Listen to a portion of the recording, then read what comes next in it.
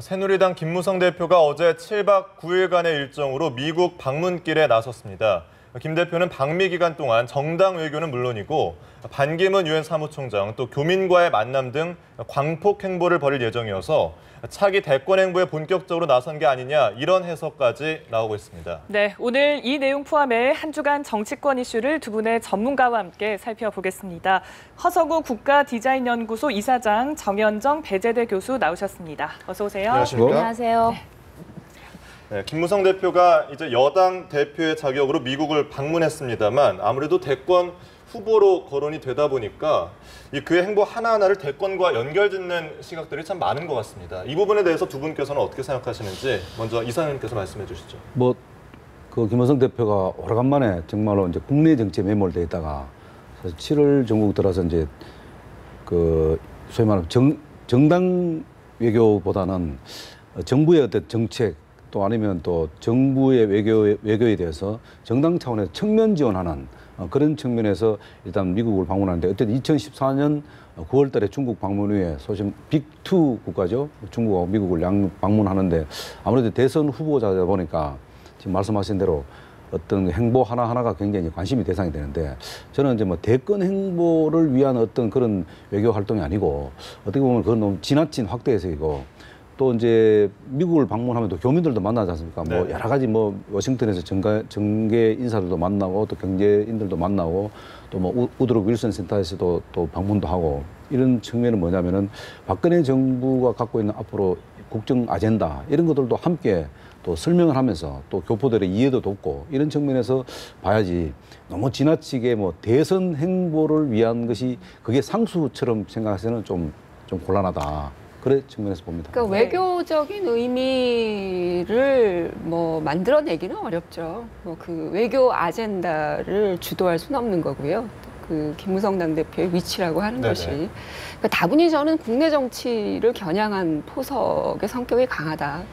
첫째는 이제 당대표로서의 어떤 존재감, 여당의 그 당대표라는 건 대단한 직위이고 그 직위를 전제로 이제 미국을 갔다라고 하는 것은 자신이 갖고 있는 정치적 의미를 상당히 부각시킬 수 있는 좋은 기회죠.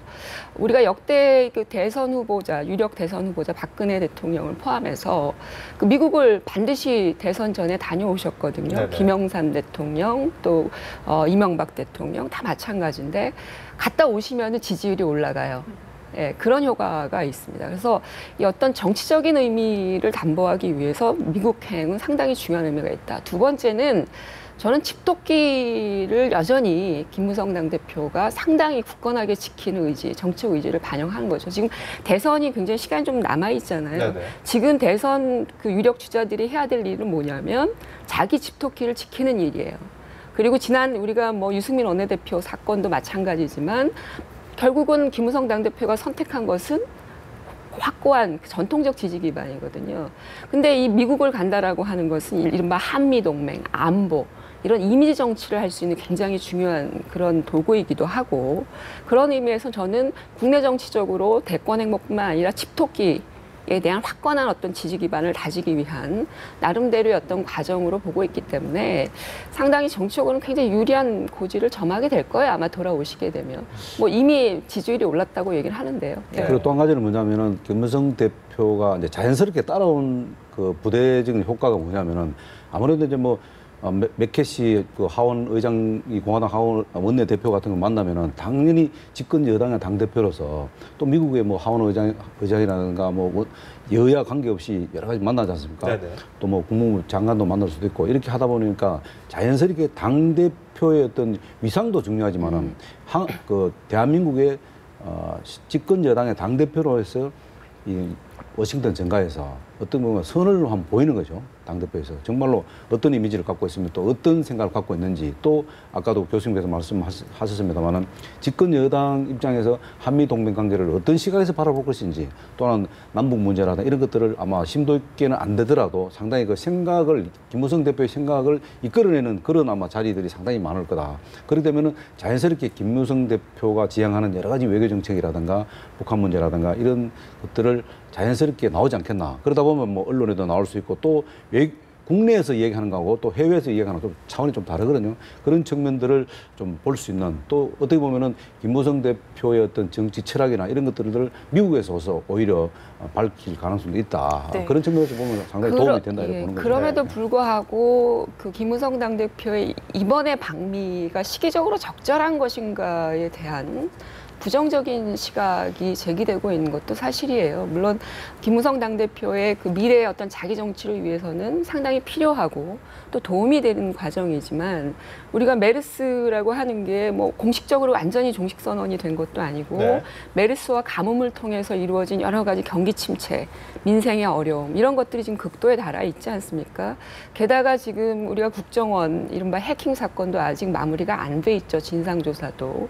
기타 등등해서 이런 것들 우리가 염두에 둔다면 그런 부분들을 주도하고 또 이끌어가야 될 여당 당대표가 지금 국회에 없다라고 하는 것이 국민들에게 과연 도움이 되는 것이냐, 이게 시기적으로 적절한 것이냐, 이런 것도 우리가 좀 되물어볼 필요는 있습니다. 네.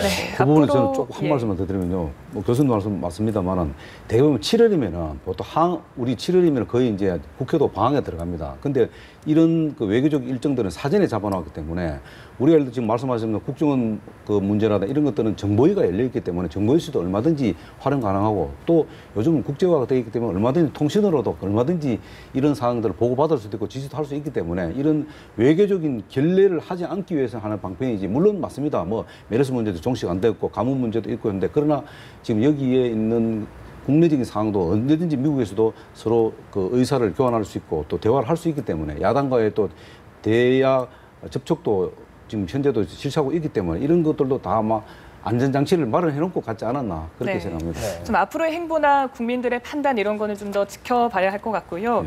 글쎄요, 미국 하면 아무래도 오픈 프라이머리의 본고장이다 보니까 이를 또 빼놓을 수 없을 것 같은데 도입을 두고 여야 대표가 다른 목소리를 내고 있습니다. 각각 어떤 셈법이 있다고 좀 보시는지 궁금한데요. 글쎄요, 이제 사실은 미국에서 오픈 프라이머리가 생긴 그 역사적 배경을 우리가 좀 되짚어 볼 필요가 있는데요.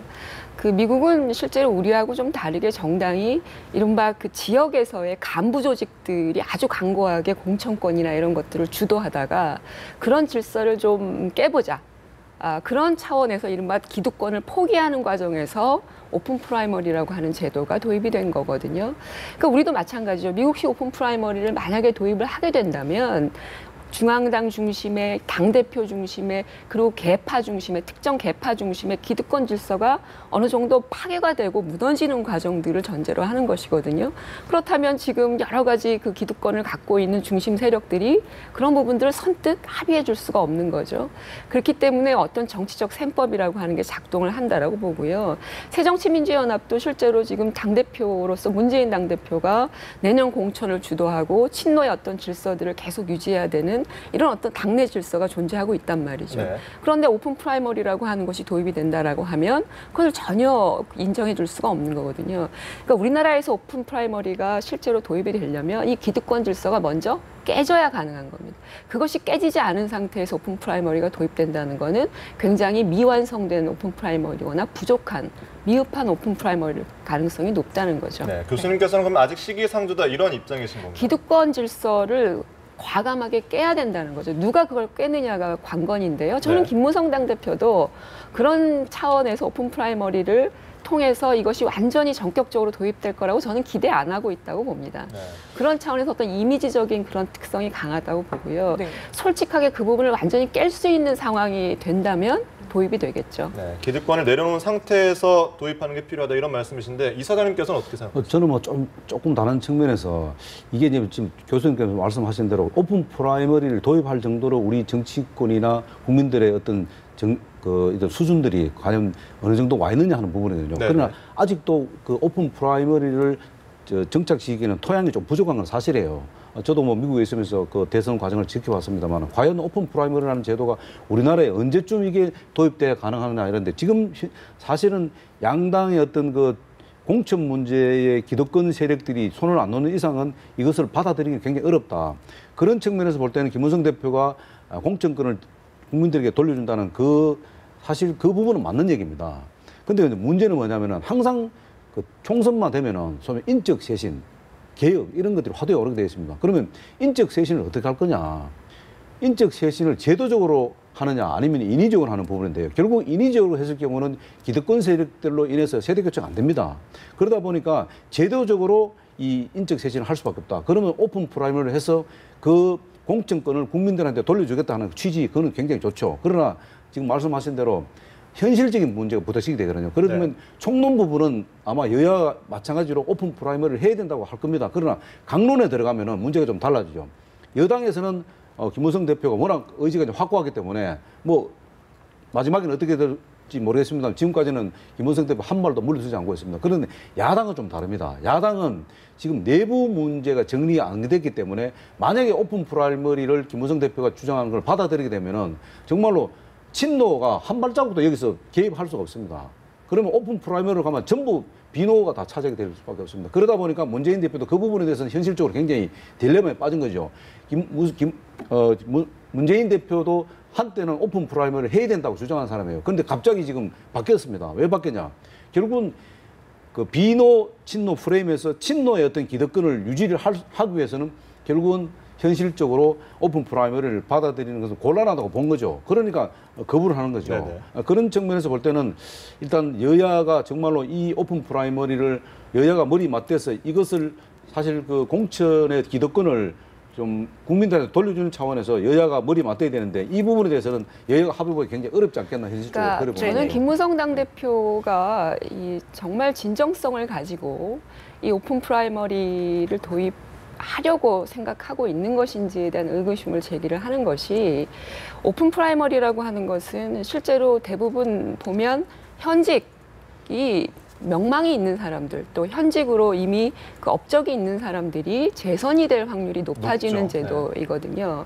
그렇다면은 새누리당도 마찬가지죠. 오픈 프라이머리를 도입을 한다라고 하면 김무성 당대표 입장에서는 지금 비박이 대부분 아닙니까? 새누리당 질서 안에서. 그럼 비박 현직자들이 아주 그 민주적인 장치를 통해서 재선에 쉽게 오를 가능성이 높은 거죠. 그렇다면 그게 누구에 도움이 되겠습니까? 김무성 당대표에게 도움이 되는 것이죠. 그러면 이것에 대한 내부의 어떤 친박이라든지 소위 말하는 소수박들이 어떤 방식으로 이걸 대응할 거냐. 당내 갈등이 간단치가 않아요. 그 기득권 질서를 어떤 방식으로 정리할 건가가 먼저 답이 나오고 김무성 당대표가 이걸 어떻게 추진해 갈 것인지가 우리 논의를 해야 되는데, 그거에 대한 대안에 대해서는 김무성 당대표가 얘기한 바가 아무것도 없습니다. 김무성 당대표가 구체적인 정치적 메시지가 없다라고 비판받는 부분이 바로 이런 부분이에요. 어떻게 당내 기득권 질서를 나름대로 혁파하고 개혁을 하고, 그리고 난 다음에 그거에 대한 어떤 자연스러운 결과물로 오픈 프라이머리를 도입하겠다. 이런 게 아니죠. 자기는 어떤 방식으로 기득권을 내려놓겠다는 얘기도 전혀 없습니다. 중앙당 축소 문제도 지금 얘기 나오고 있거든요. 새누리당에서. 그런 얘기에 대해서 이런 방구도 안 하신단 말이에요. 그러니까 오픈 프라이머리만 그냥 던져져 있는 거죠. 거기에 대해서 과연 그게 실현 가능하다라고 김무성 당대표가 진정성을 갖고 있고 생각하느냐. 거기에 대해서 제가 의구심을 제기하는 것입니다. 네, 현실적인 좀 장벽들이 있는 것 같습니다. 장벽이 있다 하더라도 그 부분은 이제 그 김무성 대표가 그냥 오픈 프라이머리를 하겠다고 선언적인 의미만 던진 건 아닌 것 같아요. 나름대로 중앙당에서 이 오픈 프라이머리를 하기 위한 제도적 장치 이런 것도 상당히 지금 강구하고 있는 걸로 알고 있어요. 예를 들어서 뭐 오픈 프라이머리를 그냥 완전 오픈 프라이머리를 할 것인가 현실적으로, 아니면은 영남권 같은 경우는 공천만 주면은 집권 여당은 당선되게 되지 않습니까? 그런 부분은 영남권에 대해서는 일정 부분 좀 제도적 오픈 프라이머리보다는 좀 그 뭐랄까 전략적 공천 이런 것들을 좀 가미한 그런 오픈 프라이머리를 할 수 있다고 보는 거죠. 그게 새정치민주연합에서 주장하는 게 그거거든요. 전략공천의 비율은 최소화하지만 네네. 여전히 존재하고, 지역에 따라서 사정이 다 다르니까 좀 다른 방식의 오픈 프라이머리를 하자. 미국처럼 완전히 다 열어서 하는 그런 방식을 하지 말자는 얘기인데, 그거는 새정치민주연합도 마찬가지라는 거죠. 제가 말씀드리는 건 뭐냐면, 김무성 당대표가 언급한 건 미국식 오픈 프라이머리를 하겠다라는 거였어요. 완전 국민 경선제를 하겠다는 거였거든요. 그렇다면 그거를 하려면 결국은 지금 당협위원장 체제가 존재하죠. 새누리당은 당협위원장 체제가 존재하고 또 중앙당이 있단 말이에요. 이런 질서들을 전혀 정리하거나 또는 체계 바꾸지 않은 상태에서 오픈 프라이머를 어떻게 이렇게 완전 개방을 하겠냐라는 거거든요. 이건 서로 맞지가 않는다라는 거예요. 그 부분은 제가 볼 때는 그 야당만 합의해주면 그거는 쉽게 풀린다고 봅니다. 왜냐하면 오픈 프라이머리를 한 날 한시에 해야 됩니다. 왜냐하면 역선택 부분도 있기 때문에 여러 가지 내부적인 그 부작용이 많거든요. 그런 것들을 하려면은 중앙선관위에서 주관하는 오픈 프라이머리를 같은 날 동시에 해야 됩니다. 그렇죠. 김무성 당대표가 그걸 그렇죠. 그걸 원하는 원하죠. 거죠. 그런데 네. 야당에서 그걸 못하겠다는 거 아닙니까? 그러니까 여당 단독으로 오픈 프라이머리를 하는 것은 큰 의미가 없어요. 그래서 자꾸 야당에다 대고 문재인 대표한테 이것을 같은 날 하자고 제안한 거 아닙니까? 거기에 대해서 반대를 하니까 이 지금 오픈 프라이머리가 자칫하면은 이게 지금 선언적 의미로 갈 가능성이 높은 게 그게 김무성 대표의 잘못만은 아니죠. 구체적인 방법에 대해서 좀 여야가 머리를 맞대고 수기가 필요할 것 같습니다. 저희 다른 현안도 좀 짚어볼 텐데요. 노동시장 개혁 문제도 이제 전국의 최대 쟁점으로 떠올랐습니다. 야당은 물론이고 노동계도 지금 강력하게 반발을 하고 있는데 글쎄요, 여당이 앞으로 좀 글쎄요, 어떤 카드들을 좀 내밀 수 있을 거라고 보십니까? 글쎄요, 야당은 실제로 이 노동개혁, 노동시장 개혁 에 대해서 실제로 내부에서도 여러 가지 전향적인 논의가 있는 것으로 알고 있어요. 뭐 여러 가지 임금 관련되는 제도라든지 고용 구조라든지 여러 가지 것들인데 그러나 강론에 들어가서는 입장 차이가 많이 있을 수 있다고 생각이 되거든요. 저는 이거는 국회에서 여야만의 타협의 문제는 아니다. 우리가 과거에 그 박근혜 대통령께서 후보 시절에 또 최근까지도 주장을 하신 게 뭐냐면 국민적 합의, 또 타협. 이런 어떤 기구들을 통해서 이게 국론으로 모아져야 되는 거거든요. 그렇다면 야당의 반발을 최소화시키는 가장 좋은 방법은 야당을 포함한 이른바 제3의 그 타협 기구를 넓혀가는 것이죠. 그걸 통해서 설득하고 거기 안에서 대안을 끌어내고 이런 방식으로 여당이 그걸 주도해 갈 수 있다면 상당히 도움되고 의미 있는 그런 개혁안들이 나올 거예요. 우리 노동시장 구도라든지 이런 것들이 굉장히 개혁될 필요성에 대해서 사회적 공감대가 있어요. 그러나 그런 것들에 대해서 나름대로 여당이 정치적인 어떤 타협의 문제, 여야 간의 어떤 단일적 타협의 구조로만 간다면 노동계의 반발은 더 심해질 거라는 거예요. 그 전에 우리가 지난번에 공무원 연금 개혁도 다 그런 거 아니겠습니까?